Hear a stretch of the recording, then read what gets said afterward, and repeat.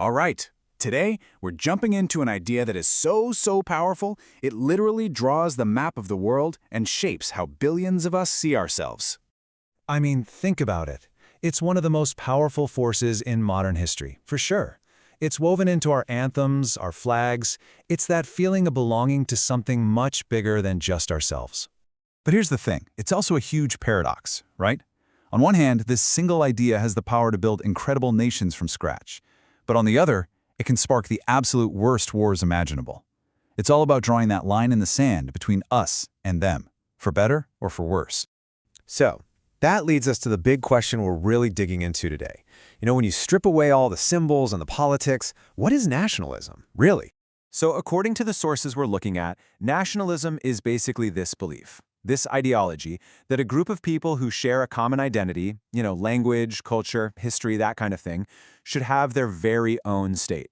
The key thing to grasp here is that powerful, direct link it creates between identity, which is who you are, and sovereignty, which is who gets to be in charge.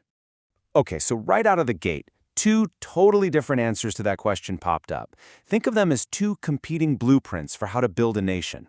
Is it a club you choose to join because you believe in its rules, or is it a family you're just born into? The first blueprint, well, it was literally forged in the fires of revolution. We're talking about the French Revolution in 1789, which just completely turned the old world upside down. All of a sudden, power, sovereignty wasn't in the hands of a king anymore. Nope, it was handed over to the people. The nation wasn't some monarch's private property. It became a community of citizens.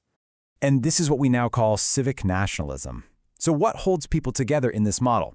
It's not about bloodlines. It's about a commitment to a shared project. It's about everyone agreeing to follow the same laws, using the same institutions, and sharing core political values, things like liberty and equality. And here's the kicker. Membership is a choice. You can choose to become French. You can become American. But, of course, almost as soon as that idea appeared, a really powerful counterargument started brewing, especially over in 19th century Germany. Thinkers there argued that a nation isn't some political contract you just sign. They saw it as something way deeper, more like a living, breathing organism, what they called a Volk, or a people, with its own unique spirit and destiny. And that right there is the bedrock of what's called ethnic nationalism. In this version, the glue holding everyone together isn't the law, it's culture. We're talking about a shared language, common ancestors, collective myths, all that deep-rooted history. And the big difference? Unlike civic nationalism, membership here is not a choice, it's an inheritance. You're simply born into it. Okay, so let's just lay this out side by side to make it super clear. On one side, you've got civic nationalism. It's a political deal held together by law, and you can choose to join. On the other side, ethnic nationalism. It's a cultural organism united by heritage, and you're born into it. And, each one has a potential dark side. The civic model can become so universal that it feels kind of empty, while the ethnic model can become incredibly exclusionary and dangerous. Now, for a huge chunk of the 20th century, this whole idea that a people deserves its own state, it became this explosive force. But often for good. It was actually a really powerful tool for dismantling empires.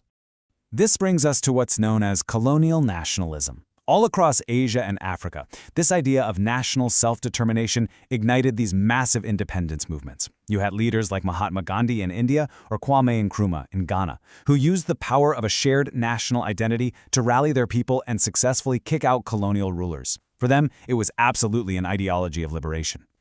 But here's that paradox again.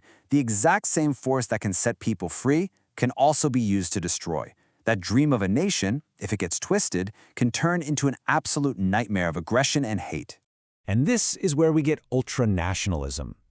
It takes that basic idea of national pride and warps it into a belief in national superiority. That us versus them thinking goes into overdrive. It was this toxic mix of competing nationalisms that helped light the fuse for World War I.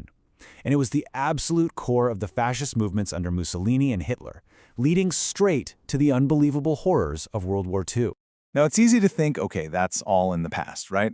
But it's not at all. That fundamental push and pull between these two different ideas of a nation, it is alive and kicking, and it's shaping our world as we speak. I mean, just look at the headlines. The debates around Brexit in the UK, the rise of America First politics, the heartbreaking ethnic conflicts we saw in the Balkans. These are all modern versions of that same old fight. They're all fierce arguments about who gets to belong, what truly defines the nation, and where you draw the lines on the map. So when you really boil it all down, nationalism is basically trying to answer 4 gigantic philosophical questions. First, sovereignty. Who really holds the power? Second, identity. Who's in and who's out? Third, legitimacy. What gives a government the right to rule? And maybe the trickiest one of all, solidarity. Why on earth should millions of total strangers feel connected enough to each other that they'd be willing to sacrifice for the group? And every single one of those questions brings us right back to this one.